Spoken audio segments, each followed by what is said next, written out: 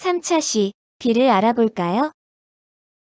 비의 뜻을 알고 비의 기호를 사용하여 나타내어 보아요. 지혜는 모둠은 물 3컵에 포도 원액 2컵을 넣어 포도주스 1병을 만들었습니다.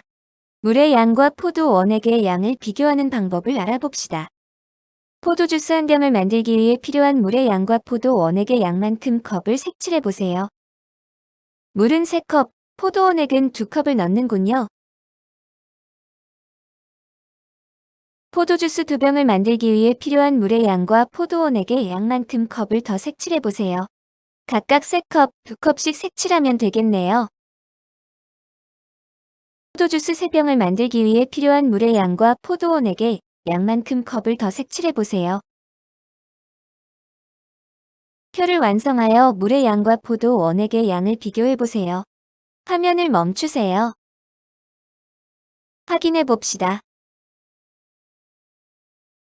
포도주스를 만들기 위해 필요한 물의 양과 포도 원액의 양은 뺄셈과 나눗셈 중 어느 방법으로 비교하면 좋을까요? 뺄셈을 하면 1컵, 2컵, 3컵과 같이 관계가 일정하지 않으므로 관계가 일정한 나눗셈으로 비교하는 게 좋습니다. 포도주스를 만들기 위해 필요한 물의 양과 포도 원액의 양을 나눗셈으로 비교해 봅시다. 물의 양은 포도 원액 양의 2분의 3배입니다. 두 수를 나눈 셈으로 비교하기 위해 기호 쌍점을 사용하여 나타낸 것을 비라고 합니다.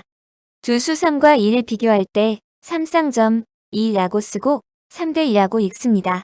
이는 3과 2의 비, 3의 2에 대한 비, 2에 대한 3의 비라고도 읽습니다. 쌍점의 오른쪽에 있는 2는 기준량이고 왼쪽에 있는 3은 비교하는 양입니다. 다시 정리해 볼게요. 비의 뜻은 두 수를 나눈 셈으로 비교하기 위해 쌍점을 사용하여 나타낸 것입니다. 비교하는 두 수와 쌍점을 이용하였습니다.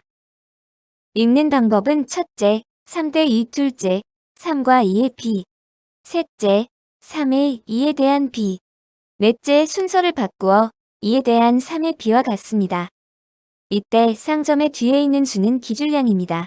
기준량을 표현하는 방법도 잘 익혀두세요. 쌍점의 앞에 있는 수는 비교하는 양입니다. 알뜰 시장에서 물건을 팔면 일정 금액을 기부할 수 있습니다. 슬기는 판매 금액 1,000원당 300원을 기부했습니다. 기부 금액과 판매 금액을 비교해 봅시다. 판매 금액에 대한 기부 금액의 비를 써보세요. 기준량과 비교하는 양부터 구분해야겠네요. 무엇에 대한이 붙은 것이 기준량이었으니 판매 금액이 기준량, 기부 금액이 비교하는 양입니다. 따라서 비는 300대 1000입니다. 슬기는 판매 금액에 대한 기부 금액의 비를 1000대 300으로도 나타낼 수 있다고 생각했습니다. 슬기의 생각이 맞을까요? 아닙니다. 판매 금액에 대한 기부 금액에 비해서 판매 금액이 기준량이므로 300대 1000으로 나타내야 합니다. 지혜가 50m 장애물 달리기를 하고 있습니다. 장애물은 출발점에서 30m 떨어진 거리에 있습니다. 출발점에서부터 장애물까지 거리와 장애물에서부터 도착점까지 거리의 비를 구해봅시다. 출발점에서부터 장애물까지 거리가 비교하는 양, 장애물에서부터 도착점까지 거리가 기준량입니다.